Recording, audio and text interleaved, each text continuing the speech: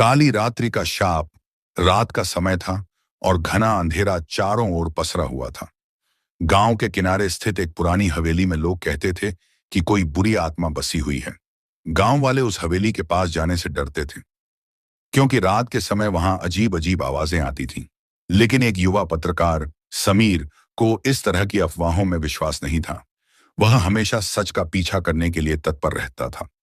समीर ने तय किया कि वह हवेली के रहस्यों का पता लगाएगा और देखेगा कि ये सब सिर्फ अफवाहें हैं या फिर कुछ और।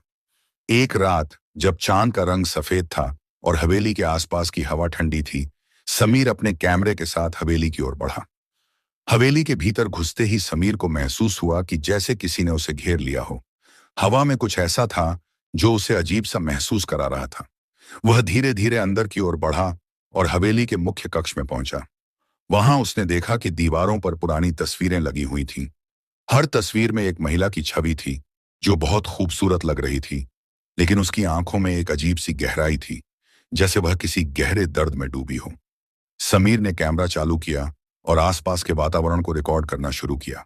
तभी अचानक एक खतरनाक आवाज सुनाई दी, जैसे कोई चीख रहा हो। समीर ने एक ठंडी सांस ली और अपनी सारी हिम्मत जुटाते हुए आवाज की ओर बढ़ने लगा। वह कमरे के अंदर गया, जहां उसे एक पुराना शीशा मिला। शीशे में कुछ दिखने का एहसास हुआ, लेकिन जैसे ही उसने शीशे को और ध्यान से देखा, वह घबराया हुआ पीछे हट गया।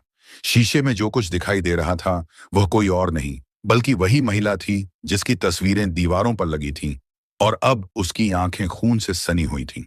समीर ने डरते हुए शीशे के पास जाकर उसे छुआ तो अचानक एक तेज झटका महसूस हुआ। उसकी आंखों के सामने सब कुछ धुंधला होने लगा और वह घबराकर जमीन पर गिर पड़ा। उसकी आंखें बंद हो गईं और उसे महसूस हुआ कि वह कहीं और चला गया है।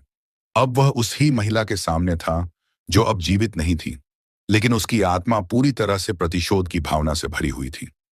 तुम यहां क्यों आए हो? महिला की आवाज गहरी और खौफनाक थी। समीर का दिल धड़कते हुए जवाब देने की कोशिश कर रहा था, मैं सिर्फ सच जानने आया हूं। महिला ने उसे देखा और मुस्कुराई। तुम सच जानने आए हो, लेकिन क्या तुम उस सच को सहन कर पाओगे? कहते हुए वह महिला धीरे धीरे समीर के पास आ गई। समीर के शरीर में अचानक ठंडी लहर दौड़ी। वह समझ चुका था कि वह सिर्फ एक व्यक्ति से नहीं, बल्कि उस हवेली की पूरी इतिहास से लड़ रहा था। फिर अचानक महिला ने अपनी आंखें बंद की और समीर के कान में फुसफुसाई, तुम वही हो। समीर ने हैरान होकर उसे देखा। मैं वही हूं? कौन हूं मैं? महिला ने सिर झुकाया और एक पुरानी किताब सामने रख दी। किताब के पन्ने पलटते हुए महिला ने कहा, तुम वही हो जो मेरे शाप को तोड़ने आया था। मैं वो महिला हूं जिसे तुम्हारे पूर्वजों ने धोखा दिया और मारा था। यह हवेली मेरी और मेरे परिवार की थी, और तुम्हारे पूर्वजों ने हमें यहां से निकाल दिया था। तुम वही हो जो मेरी आत्मा को शांति दे सकता है। समीर को अब सच्चाई समझ में आई।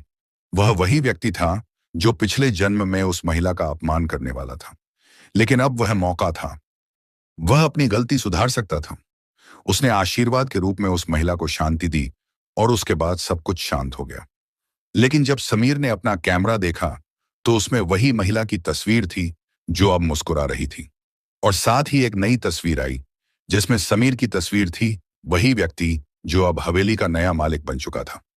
समीर ने आखिरी बार हवेली की ओर देखा और धीरे धीरे वहां से बाहर निकल आया, लेकिन उसकी आंखों में डर की कोई झलक नहीं थी, क्योंकि वह जानता था कि हवेली अब उसकी हो चुकी थी। लेकिन क्या उसने शाप को खत्म किया था, या अब वह शाप का हिस्सा बन चुका था? यह सवाल हमेशा के लिए अनसुलझा रह गया।